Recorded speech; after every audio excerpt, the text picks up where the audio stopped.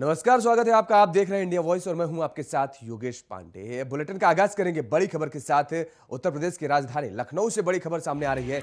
अब से थोड़ी ही देर में योगी सरकार की कैबिनेट बैठक शुरू होने वाली है। कई अहम प्रस्तावों को आज मंजूरी मिल सकती है। लोक भवन में ये कैबिनेट की बैठक होनी है। निजी विश्वविद्यालय के आशय पत्र पर मुहर लग सकती है। कैबिनेट बैठक के बाद मंत्रिपरिषद की भी बैठक होगी। तो अब से थोड़ी ही देर में योगी सरकार की कैबिनेट की बैठक होगी और बैठक में कई अहम प्रस्तावों पर मुहर लग सकती है। लोक भवन में ये कैबिनेट की बैठक होगी। इसके साथ ही आपको बता दें कि कैबिनेट की बैठक के बाद मंत्रिपरिषद की भी बैठक होनी है। थोड़ी देर में शुरू होने वाली है कैबिनेट की बैठक। तो अब से थोड़ी ही देर में कैबिनेट की बैठक शुरू होगी और कई अहम प्रस्तावों को मंजूरी मिल सकती है। आज लोक भवन में कैबिनेट की बैठक होनी है। योगी सरकार की कैबिनेट की बैठक बेहद अहम मानी जा रही है आज और कई अहम प्रस्तावों पर आज मुहर लग सकती है। निजी विश्वविद्यालय के आशय पत्र पर भी मुहर लग सकता है। तो ये बड़ी खबर आपको बता दें कि कैबिनेट बैठक के बाद मंत्रिपरिषद की बैठक होगी और बैठक में कई अहम प्रस्तावों पर चर्चा होगी और कई अहम प्रस्तावों पर मुहर भी लगेगी। तो थोड़ी देर में शुरू होगी कैबिनेट की बैठक। तो योगी कैबिनेट की बैठक अब से थोड़ी ही देर में लोक भवन में शुरू होने वाली है और जिसमें कई अहम प्रस्तावों पर चर्चा होगी और इसके साथ ही कई अहम प्रस्तावों को मंजूरी भी आज मिल सकती है। और जनवरी 2023 में ग्लोबल इन्वेस्टर समिट होगा। लखनऊ में एक ग्लोबल इन्वेस्टर समिट होगा। 3 दिवसीय ग्लोबल इन्वेस्टर समिट का आयोजन किया जाएगा। 10 लाख करोड़ के औद्योगिक निवेश का लक्ष्य रखा गया है। मुख्यमंत्री योगी आदित्यनाथ ने यह जानकारी दी है। ग्लोबल इन्वेस्टर समिट का रोड मैप तैयार हो चुका है। ग्लोबल इन्वेस्टर समिट का व्यापक प्रचार किया जाएगा। मुख्यमंत्री योगी आदित्यनाथ ने ये बातें कही हैं। तो दरअसल ग्लोबल इन्वेस्टर समिट का रोड मैप पूरा खाका तैयार कर लिया गया है। मुख्यमंत्री योगी आदित्यनाथ ने यह जानकारी दी है। जनवरी 2023 में ग्लोबल इन्वेस्टर समिट होगा। दरअसल उत्तर प्रदेश में औद्योगिक क्षेत्रों को बढ़ावा देने के लिए लगातार इन्वेस्टर समिट का आयोजन किया जा रहा है और इसी कड़ी में एक बार फिर से ग्लोबल इन्वेस्टर समिट का आयोजन किया जाएगा, जो कि 2023 में किया जाएगा। और ग्लोबल इन्वेस्टर समिट का आयोजन होगा 2023 में। इसका पूरा रोड मैप तैयार कर लिया गया है, खाका पूरा खींच लिया गया है। मुख्यमंत्री योगी आदित्यनाथ ने यह बातें कही है और ग्लोबल इन्वेस्टर समिट का व्यापक प्रचार भी किया जाएगा। तो अंतरराष्ट्रीय स्तर के लोग इस ग्लोबल इन्वेस्टर में शामिल होंगे। आपको बता दें कि 3 दिवसीय ग्लोबल इन्वेस्टर समिट का आयोजन किया जाएगा उत्तर प्रदेश में और 2023 में यह आयोजन किया जाएगा। औद्योगिक क्षेत्र को बढ़ावा देने के लिए, ज्यादा से ज्यादा उत्तर प्रदेश में निवेश करने के लिए ये ग्लोबल इन्वेस्टर समिट का आयोजन किया जाएगा और अंतर्राष्ट्रीय स्तर के व्यापारी इस ग्लोबल इन्वेस्टर समिट में शामिल होंगे। और इसी खबर पर ज्यादा जानकारी के साथ हमारे संवाददाता सिद्धार्थ सिंह हमारे साथ फोन लाइन पर बने हुए हैं। सिद्धार्थ, जनवरी 2023 में ग्लोबल इन्वेस्टर समिट का आयोजन किया जाएगा, ये बड़ी जानकारी मुख्यमंत्री योगी आदित्यनाथ ने खुद दी है। जी बिल्कुल, कहीं ना कहीं जनवरी 2023 में ग्लोबल इन्वेस्टर समिट होगी, जो 3 दिवसीय ग्लोबल इन्वेस्टर समिट का आयोजन किया जाएगा। 10 लाख करोड़ औद्योगिक जो निवेश है उसका लाने का लक्ष्य है। ग्लोबल इन्वेस्टर समिट का रोड मैप भी सरकार ने तैयार कर लिया है और ग्लोबल इन्वेस्टर समिट है उसके लिए व्यापक प्रचार प्रसार किए जाएंगे। तो कहीं ना कहीं सरकार की कोशिश है कि रोजगार लाया जाए यूपी में और ज्यादा से ज्यादा लोग एक जो रोजगार पाएं और उससे उनका जीवन यापन हो, अच्छे से जीवन यापन हो। तो सरकार की एक सराहनीय पहल है। अब देखना ये कितना निवेश आता है और क्या होता है तो आने वाला समय बताएगा, लेकिन सरकार की सराहनीय पहल है जो रोड मैप तैयार कर देगा। ये सबसे महत्वपूर्ण ये है कि अभी से ये माइंड सेटअप कर दिया गया है कि आप अधिकारियों से लेकर कर्मचारियों तक आपको ये करना है, इस तरीके से इसका रोड मैप तैयार करना है और लगातार मुख्यमंत्री इसकी समीक्षा करेंगे। तो ये एक आपकी नई चीज हुई है। पहले 1 महीने पहले बता दिया जाता था, अभी काफी समय और इसको अच्छा से अच्छा कर सकते हैं, जिससे निवेशकों को लाने में यहाँ फायदा मिलेगा और निवेशक भी जो यूपी के प्रति काफी जो आएंगे और वो भी कहीं ना कहीं इसको लेकर एक तैयारी रहेगी, उनके भी माइंड मेकअप रहेगा कि सरकार काफी इसको लेकर सोच रही है और ज्यादा से ज्यादा निवेश है। बिल्कुल सिद्धार्थ, लेकिन क्या लगता है कि इस ग्लोबल इन्वेस्टर समिट के बाद उत्तर प्रदेश की अर्थव्यवस्था को कितना बड़ा सुधार मिलेगा? सरकार कोशिश कर रही है क्योंकि तो सरकार कोशिश कर रही है। अब रिजल्ट देखिए आने वाले समय बताएगा। अब ये देखिए जो 2 इन्वेस्टर समिट हुई है उसका कहीं ना कहीं फायदा मिला और लुलु मॉल की बात कर ले वो आया है तो उसी समिट के बाद ये आए हैं और चीजें आई हैं। छोटे छोटे जिलों में ओडीपी सरकार की जो कोशिश है देखिए के लखनऊ ठीक है, लखनऊ में रोजगार सृजन हो जाए ठीक है, लेकिन जो ओडीपी हो, वन डिस्ट्रिक्ट वन प्रोडक्ट, जब तक वन डिस्ट्रिक्ट वन प्रोडक्ट पर काम नहीं होगा, वन डिस्ट्रिक्ट वन प्रोडक्ट को लेकर रोजगार नहीं होगा, तब तक जिलों में रोजगार की कमी बनी रहेगी। तो कहीं ना कहीं सरकार की ये कोशिश है कि ओडीपी जो हमने वन डिस्ट्रिक्ट वन प्रोडक्ट किया, उसके जो प्रोडक्ट हैं उसको लेकर जो कंपनियां हैं वो आए और उसके लिए जगह चिन्हित की जाए और उसको एक औद्योगिक क्षेत्र घोषित किया। कई जगह पर औद्योगिक क्षेत्र घोषित किए जा चुके हैं। तो कहीं ना कहीं ये एक महत्वपूर्ण है और जो हमें जानकारी हुई है अभी तक, उसमें ये है कि ज्यादातर ये one district one product OD जो है उसके लिए काम करेगी। तो ओडीपी के लिए ये एक महत्वपूर्ण होगा कि ये समिट में सबसे महत्वपूर्ण होगा। और 75 जिले हैं, जब जिलों में रोजगार का सृजन होगा तब जाकर पलायन रुकेगा। और लखनऊ में क्या पूरी भीड़ एक साथ इकट्ठा कर नहीं की जा सकती है ना, तो रोजगार के लिए जिलों को भी मजबूत किया जाएगा और जिलों में ही रहकर रोजगार दिया जाए, ये सरकार की मंशा है। बिल्कुल सिद्धार्थ, लगातार उत्तर प्रदेश सरकार की ये मंशा है कि ज़्यादा से ज़्यादा रोजगार हो पाए और ज़्यादा से ज़्यादा इन्वेस्टर उत्तर प्रदेश में आ पाए। आप हमारे साथ बने रहिए, आपका रुख करेंगे। तो ग्लोबल इन्वेस्टर समिट का रोड मैप तैयार हो चुका है, मुख्यमंत्री ने इस बात की जानकारी दी है और जनवरी 2023 में इस समिट का आयोजन किया जाएगा। तो जनवरी 2023 में ग्लोबल इन्वेस्टर समिट का आयोजन किया जाएगा। जनवरी 2023 में इसका भव्य रूप से आयोजन किया जाएगा। 3 दिवसीय ग्लोबल इन्वेस्टर समिट का आयोजन होगा। मुख्यमंत्री योगी आदित्यनाथ ने इस बात की खुद जानकारी दी है और इसका ज्यादा से ज्यादा प्रचार प्रसार किया जाएगा। इस समिट के माध्यम से 10 लाख करोड़ के औद्योगिक निवेश का लक्ष्य रखा गया है। यह बड़ा लक्ष्य है उत्तर प्रदेश सरकार का। और उधर लखनऊ में लुलु मॉल की घटना को लेकर सीएम योगी सख्त नजर आ रहे हैं। दरअसल सीएम योगी ने मामले में कड़ी कार्रवाई के निर्देश दिए हैं। कानून हाथ में लेने वालों पर कार्रवाई होगी। मुख्यमंत्री योगी आदित्यनाथ ने खुद इस बात को कहा है। यूपी में माहौल खराब करने की कोशिश की जा रही है। कांवड़ को लेकर सतर्क रहे प्रशासन। सीएम योगी ने निर्देश दिए हैं अधिकारियों को। सड़कों पर धार्मिक कार्यक्रम नहीं होंगे, किसी भी सूरत पर धार्मिक कार्यक्रम सड़कों पर नहीं होने चाहिए। मुख्यमंत्री योगी आदित्यनाथ के सख्त निर्देश है अधिकारियों के। अराजकता फैलाने वालों पर कार्रवाई होगी और सार्वजनिक स्थान पर नमाज पूजा नहीं की जाएगी। तो मुख्यमंत्री योगी आदित्यनाथ बेहद सख्त नजर आ रहे हैं। पुलिस प्रशासन सख्ती से निपटे, सीएम ने ये सख्त निर्देश दिए हैं अधिकारियों को। और इस खबर पर ज्यादा जानकारी के साथ सिद्धार्थ सिंह हमारे साथ बने हुए हैं। सिद्धार्थ, जिस तरीके से लगातार मुख्यमंत्री योगी आदित्यनाथ उत्तर प्रदेश की कोई भी घटना हो सभी पर नजर बनाए रखते हैं और एक बार फिर से लुलु मॉल जिस तरीके से सुर्खियों में आया और उसके बाद अब और बेहद सख्त नजर आ रहा है सीएम योगी। जी बिल्कुल, सीधे मैसेज भेज दिया गया है सीएम द्वारा। कानून में हाथ में लेने वालों के खिलाफ कार्रवाई की जाए और कार्रवाई होगी। जो लोग यूपी का माहौल खराब करने की कोशिश करेंगे, अराजकता करेंगे, उनके सब के खिलाफ कार्रवाई होगी। और सीधे सीधे सीएम ने एक सबसे महत्वपूर्ण बात कही है, कांवड़ को लेकर सतर्क रहे प्रशासन।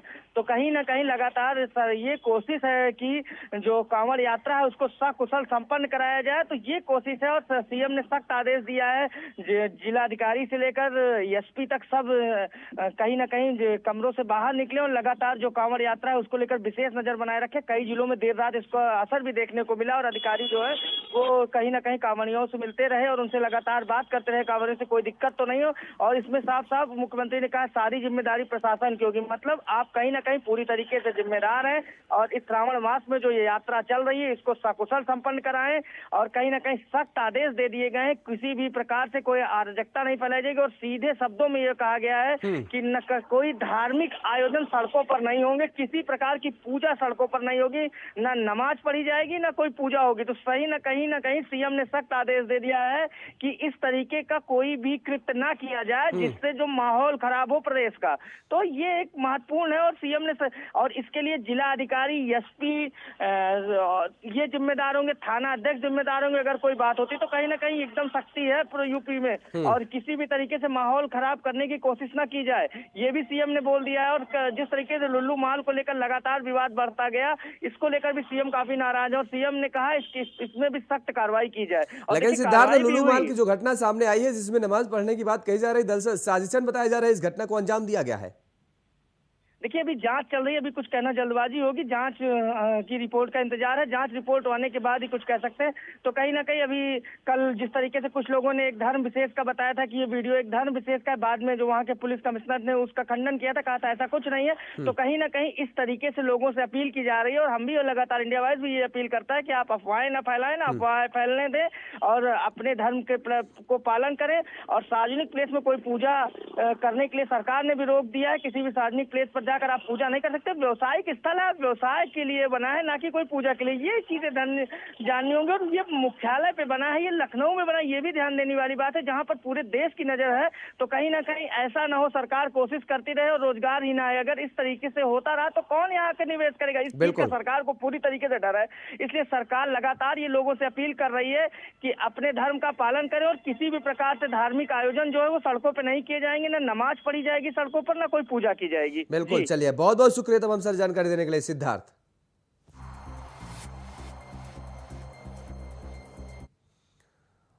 और अब रुख करेंगे अयोध्या का, जहां पर विवादित ढांचा विध्वंस मामला हाईकोर्ट बेंच ने रिवीजन याचिका को पोषणीय नहीं माना है। रिवीजन याचिका को अपील में तब्दील करने का आदेश दिया गया है। याचिका में 32 आरोपियों को दोषी करार देने की मांग की गई है। मामले की अगली सुनवाई अब 1 अगस्त को होगी। तो ये बड़ी खबर, बड़ी अपडेट दर्शकों को हम पहुंचा रहे हैं। अयोध्या में ढांचे के विवाद मामले में ये बड़ी अपडेट है। आपको बता दें कि याचिका में 32 आरोपियों को दोषी करार की मांग की गई थी, और जिसको लेकर के अब 1 अगस्त को सुनवाई होगी। याचिका में 32 आरोपियों को दोषी करार देने की मांग की गई है, और इसको लेकर के अब मामले की अगली सुनवाई 1 अगस्त को निर्धारित की गई है। ये बड़ी अपडेट, अयोध्या में विवादित ढांचा विध्वंस मामला से जुड़ा ये बड़ा मामला आया। आपको बता दें कि हाईकोर्ट बेंच ने रिवीजन याचिका को पोषणीय नहीं माना है, और इसके साथ ही आपको बता दें कि जिस तरीके से रिवीजन याचिका को अपील में तब्दील करने के आदेश दिए गए हैं, और अब अगली सुनवाई 1 अगस्त को होगी।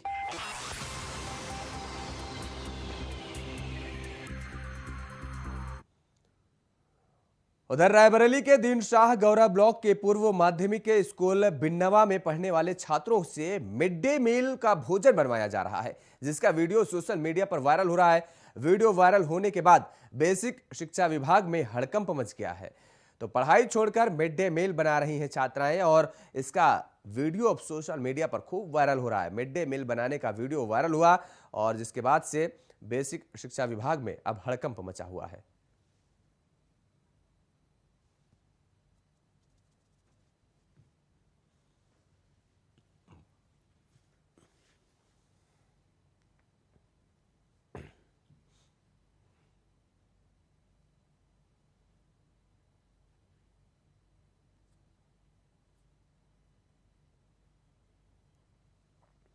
तो मिड डे मील बनाने का वीडियो दरअसल वायरल हो रहा है, और ये वीडियो खूब वायरल हो रहा है।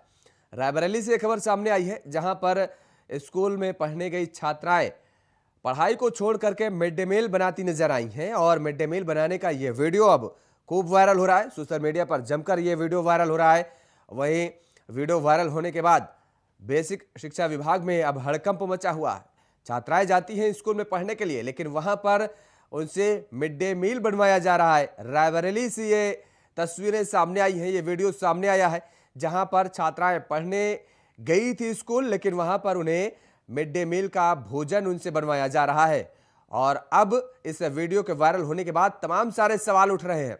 प्रशासनिक अधिकारियों पर सवाल उठ रहे हैं, शिक्षा विभाग पर सवाल उठ रहे हैं, और लगातार जिस तरीके से ये वीडियो सोशल मीडिया पर जमकर वायरल हो रहा है, और जिसके बाद अब बेसिक शिक्षा विभाग में हड़कंप मचा हुआ है।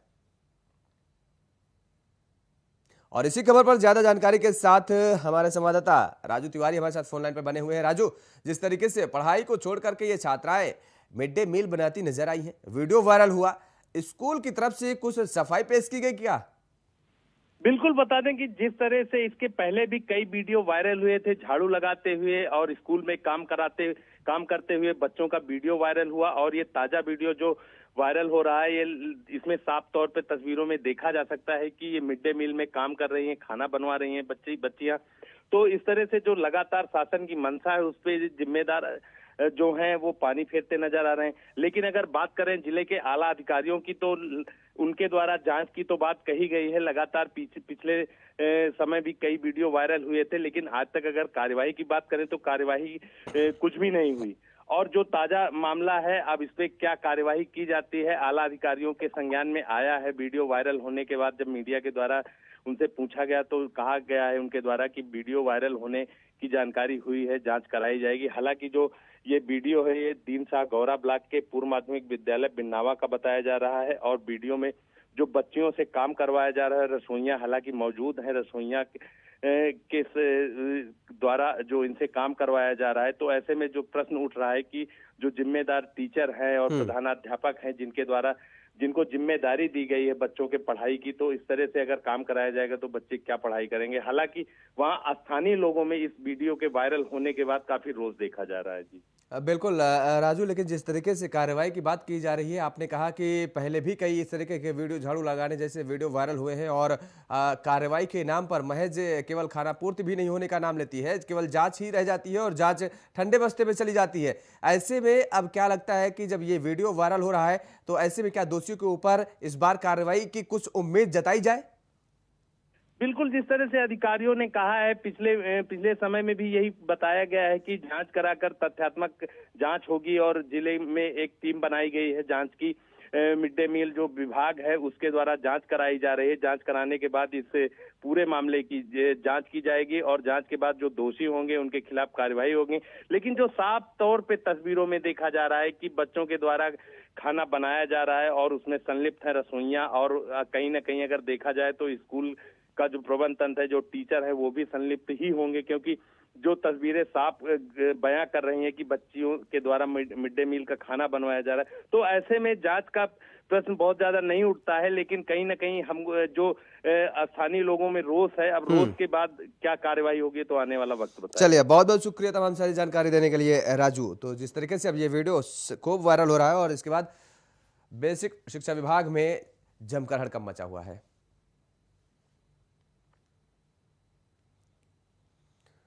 और इस बीच आपको सीधे लिए चलते हैं लखनऊ पर, जहां पर उत्तर प्रदेश सरकार के 100 दिन पूरे होने के बाद दयाशंकर सिंह अपने विभाग का जनता के सामने खाका पेश कर रहे हैं। हम लोगों ने 100% पूर्ण कर लिया है।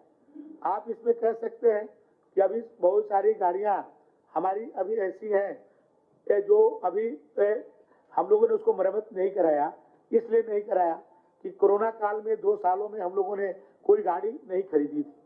उसके कारण अभी पुरानी गाड़ियों को मजबूरी बस, क्योंकि हमारे जनता को माने पब्लिक को दिक्कत न हो, इसलिए उस बसों का प्रयोग हम लोग कर रहे थे। लेकिन अब हम लोग निर्णय ले रहे हैं, क्योंकि हमारे 1150 बसें अब लगभग आने वाली है, प्रोसेस में है, और भी बसें हम लोग अभी खरीदने वाले हैं। तो जो पुरानी बसें हमारी है, जो कंडम है, उसको नीलाम कर देंगे और उसकी जगह पर नई बसें लाएंगे। इसलिए वो बसें जो हमको नीलाम करनी थी उसको हम लोगों ने मरम्मत नहीं कराया कि हम पैसा उन पर खर्च करें और आने वाले दिनों में हम उनको नीलाम करने वाले हैं, वो उसमें स्क्रैप हो जाएंगी। तो इसलिए कुछ बसें ऐसी थी जो हम लोगों ने कहा कि जब तक नई बसें नहीं आती हैं तब तक इसका माने पब्लिक में उपयोग हो। लेकिन ज्यादातर बसों को हम लोगों ने सीट जो है या उसकी खिड़की, शीशा, ये सब हम लोगों ने ठीक कराई है। परिवहन निगम द्वारा 150 नई बसों को बस बेड़े में जोड़ा जाना है, जिनमें से 148 बसें बनकर पूर्ण हो चुकी है। माननीय मुख्यमंत्री जी के हम लोगों ने पत्र भेजा है कि 75 बसें हम लोग आजादी के अमृत महोत्सव में शहीदों के नाम से चलाएंगे, और उसके लिए माननीय मुख्यमंत्री जी को हम लोगों ने पत्र दिया है। आजकल में माननीय मुख्यमंत्री जी जब भी हम लोग को समय दे देंगे तो उनसे वो उसको हरी झंडी मैंने आजादी के अमृत महोत्सव में 75 बसों को 75 शहीदों के नाम से मैंने हम लोग इसको चलाने जा रहे हैं। और 75 जो हमारी बसें और बचेंगी वो हमारे जो धार्मिक स्थल हैं, जो उसमें सभी चाहे हिंदू, मुस्लिम, सिख, ईसाई सबके धार्मिक स्थलों पर उसको हम लोग चलाने की व्यवस्था करेंगे। ऐसे 150 बसें बन करके तैयार, 148 तैयार कंप्लीट होके आ गई हैं, और माननीय मुख्यमंत्री जी को समय मिलते ही आप लोग के समक्ष उसको जो है हरी झंडी माननीय मुख्यमंत्री जी दिखाएंगे तो प्रदेश को रवाना किया जाएगा। वर्तमान में प्रदेश में परिवहन निगम द्वारा 647 मित व्ययी वातानुकूलित जनरत बसों का संचालन किया जा रहा है। ये हम लोग जो 11 काम हम लोगों ने जो माननीय मुख्यमंत्री जी के समक्ष प्रेजेंटेशन में जो हम लोगों ने कहा था उसको किया है। ऐसे और भी बहुत सारे काम परिवहन विभाग में हम लोगों ने इसमें किया है। और जैसे हम लोग ढाबे, अब पहले ढाबे हमारे चिन्हित नहीं थे, पहले कहीं भी हमारे बसें खड़ी हो जाती थी। अब हमारे परिवहन विभाग ने उसके लिए एक मानक बनाया है कि जहां पर हमारे अनुबंधित ढाबे होंगे वहीं पर हमारी बसें खड़ी होंगी और उस अनुबंधित ढाबे पर एक मानक के अनुसार शौचालय, महिलाओं को बैठने के लिए या स्वच्छ जल की व्यवस्था, खाने का रेट का एक चार्ट, इस तरह की व्यवस्था होगा और उसको हमारे परिवहन निगम उसको अनुबंधित करेगा, वहीं पर हमारी बसें खड़ी होंगी। ऐसा हम लोगों ने प्रदेश में कई ऐसे अपने ढाबे को हम लोगों ने अनुबंधित किया है। तो बहुत सारे हम लोग अभी नए काम अभी कर रहे हैं और आने वाले दिनों में आप सबको जो हम लोग काम कर रहे हैं, अभी हम लोग डिपो बनाने जा रहे हैं। हमारे जो 18 डिपो को हम लोग अभी अंडर प्रोसेस है, अभी टेंडर में हम जा रहे हैं कि हम लोग उसको अंतर्राष्ट्रीय स्तर के बस अड्डे बनाने जा रहे हैं।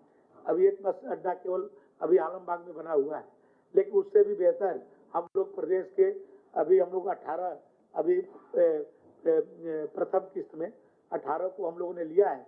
धीरे धीरे उसको आगे बढ़ाते जाएंगे और प्रदेश के सभी जिलों में जो हमारी प्राइम लोकेशन की जो बस अड्डे हैं शहर के बीचों बीच में हैं उसको बनाएंगे और शहर के बाहर भी कई जगहों पर हम अपने, क्योंकि ट्रैफिक का जो एक समस्या हो रही है उसके लिए हम लोग कई जिलों में शहर के बाहर जो रिंग रोड बना है या हाईवे बने हैं वहाँ पर अपने जो डिपोज को बनाने जा रहे हैं।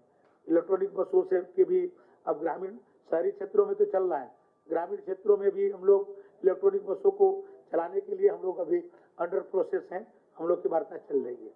तो ये सब काम जो 100 दिन के थे आप सबके सामने हम लोगों ने प्रस्तुत किया है और अपने लखनऊ से जो सभी राजधानी से सभी जिलों को हम लोग जो है कनेक्ट किए हैं अपने बसों के माध्यम से। 12,200 गांव ऐसे भी बचे हुए हैं जहां पर अभी हमारे परिवहन निगम की बसें या कोई और भी बसें नहीं चल पाती हैं, जिसमें अभी 5,000 गांव तो ऐसे हैं जहां पर सड़क नहीं है, लेकिन जो 7,000 गांव जहां पर सड़क है, जहां पर टर्निंग हो सकता है, वहां पर हम लोग बसें चलाने का अपनी प्रक्रिया में हम लोग हैं। तो अभी बहुत सारे चेंजेस कर रहे हैं। 6 महीने के बाद जब आपके सामने हम लोग फिर से बैठेंगे तो बहुत सारी चीजें आप सबके सामने प्रस्तुत करेंगे।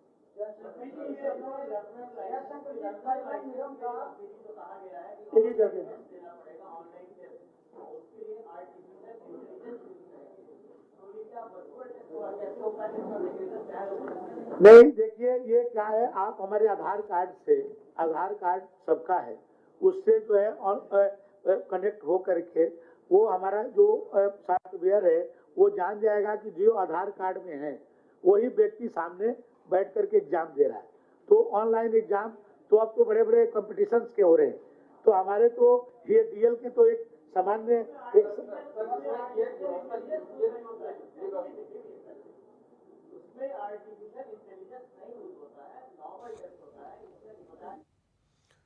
तो आप सुन रहे थे परिवहन मंत्री दयाशंकर सिंह को, जो कि अपने विभाग के खाका का पूरा कामकाज का 100 दिनों के कामकाज का ब्यौरा दे रहे थे जनता के सामने। और इस बुलेटिन में फिलहाल इतना ही। खबरों के लिए आप बने रहिए इंडिया वॉइस के साथ। नमस्कार।